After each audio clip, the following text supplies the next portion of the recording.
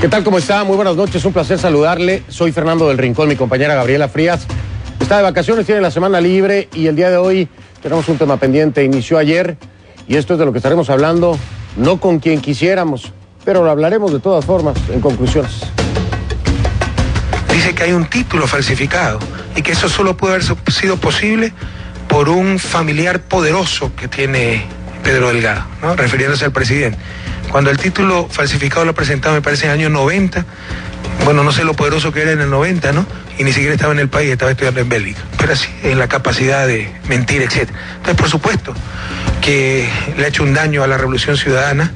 Él debió, frente a lo que tenemos nosotros que enfrentar, no podemos tener rabo de paja en ninguna naturaleza. Si sin tenerlo nos inventan cosas. Pedro Delgado, mentiras gruesas. Ahora el expresidente del Banco Central del Ecuador en Miami. Ya declararon culpable a Pedro Delgado, entonces como la prensa lo declaró culpable por odio, por billete, ¿por qué será? Yo tengo que sacarlo inmediatamente. Aquí van a encontrar lealtad, aquí van a encontrar gente honesta.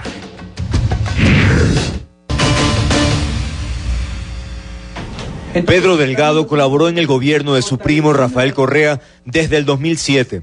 Estuvo en la Agencia de Garantía de Depósitos y en el 2011 fue nombrado presidente del directorio del Banco Central y representante de Correa en el fideicomiso No Más Impunidad, encargado de administrar los medios de comunicación incautados al grupo Isaías.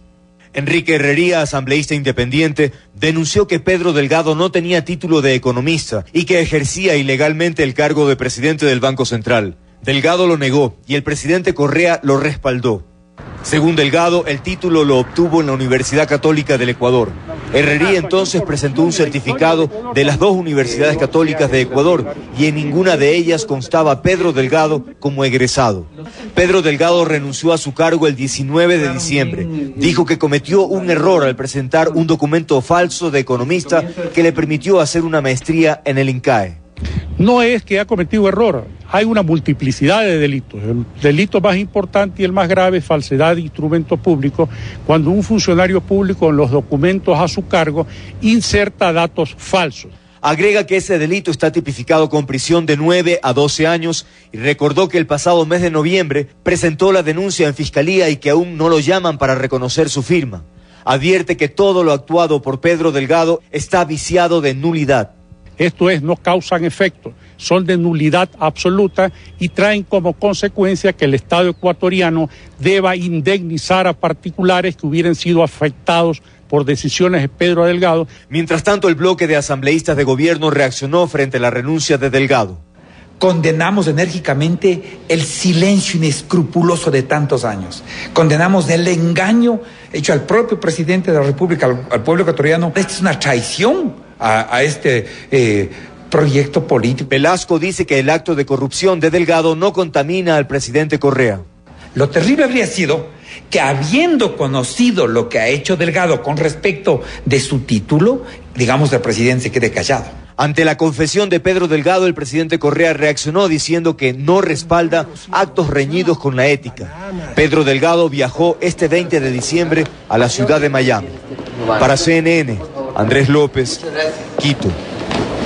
Viajó a la ciudad de Miami Pedro Delgado y la cita que había prometido con conclusiones no la cumplió. Se lo doy como información. Ayer le mostré el momento en que, aquí en conclusiones, el que es ahora el expresidente del directorio del Banco Central de Ecuador, respondió a pregunta expresa sobre su titulación, que yo le hice, asegurando que podía comprobarla y que era economista graduado. Aproximadamente 2 meses después de eso, o sea, ayer, de su propia boca en conferencia de prensa, Delgado renunció reconociendo que mintió y que en efecto no es un economista graduado. Meses antes la prensa ecuatoriana lo había consignado y el 21 de noviembre pasado, el asambleísta que usted vio, Enrique Herrería, lo acusó documentadamente de delito contra la fe pública. ¿A quiénes engañó Delgado? ¿Y por qué anticiparse a defenderlo? Esa sería una buena pregunta para el presidente Correa. ¿Por qué lo hizo? ¿Por qué defendió a su primo? ¿Y lo defendió? ¿De qué manera? Mire usted. La gente sabe que somos auténticos, que hacemos lo que creemos, decimos lo que pensamos y hacemos lo que decimos. Y yo, por cuidar mi imagen, para que los periódicos no me digan corrupto, no me digan que interfiere en la justicia, callar ante una injusticia, prefiero irme a la casa. Primero, que se había comprado una mansión, ¿se acuerdan o no? Luego, que había él ordenado el crédito de USAID, que había viajado con DUSAC a Irán. Todo eso se le ha derrumbado. Ahora resulta que no tiene título economista. Y que para ser presidente del Banco Central se necesita título economista. Todo es mentira. No se necesita título economista para ser presidente del Banco Central, y Pedro Delgado tiene un título de maestría en economía empresarial, título de 4º nivel, ¿no? Al cual accedió siendo egresado de la Pontificia Universidad Católica del Ecuador. Pero ya no saben qué hacer, o sea, la maldad. Prefiere irse a la casa. ¿Dónde está ahora el presidente Correa? ¿Estará en su casa? Él lo dijo. La pregunta es, ¿lo hizo? Dijo estar muy molesto por esta situación. El primo le falló. Bueno, pasa hasta en las mejores familias, diría alguien por ahí, pero ¿a cuántos presidentes les pasa que defiendan a su primo a capa y espada, acusen a la prensa de linchamiento mediático y de estrategia para perseguir a Delgado, de que hay dinero de por medio en todo esto, sin haber antes corroborado? ¿A cuántos? Asegurando lo que usted ya escuchó, sin tener las pruebas.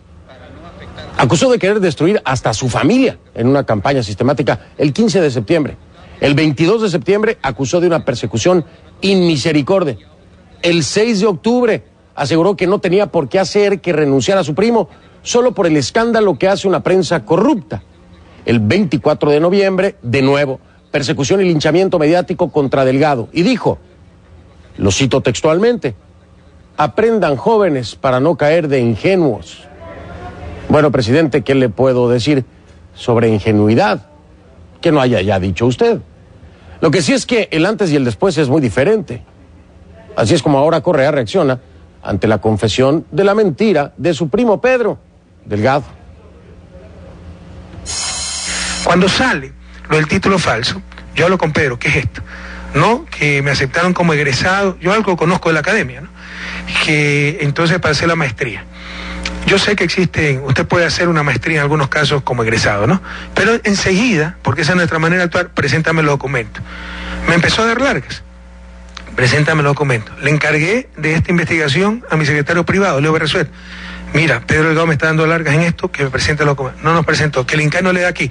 Váyanse al INCAI. Ordené este lunes que se vaya. Mi secretario privado, en verdad no pudo ir él, fue Miguel Montalvo, su asesor. Ordené que vaya con Pedro Delgado al INCAI directamente para obtener todos los documentos y demostrárselos a la opinión pública y desbaratar la mentira si es que era mentira. Sinceramente, por las largas que se estaban dando ya tenía mis sospechas. ¿Y por qué si había sospechas se aventó, como decimos, como lo hizo, con esa certeza? ¿Por qué con la misma certeza acusó a diestra y siniestra a la prensa corrupta? ¿Por qué puso nombre como garantía, su nombre, cuando no estaba seguro? Hoy Pedro Delgado está en Miami, porque como el mismo Correa lo dijo, su hijo se casa en esta ciudad. Tiene que regresar a enfrentar las consecuencias, también lo dijo el presidente Correa. Pero ¿y las descalificaciones a los medios, las acusaciones incluso de intereses económicos detrás del caso, dónde quedan? Además, después de todo, esto no es un problema de la prensa ni con la prensa, es un problema familiar, ¿no? Solo que en este caso la familia se llama Ecuador y a los enlaces sabatinos tampoco se los lleva el tiempo.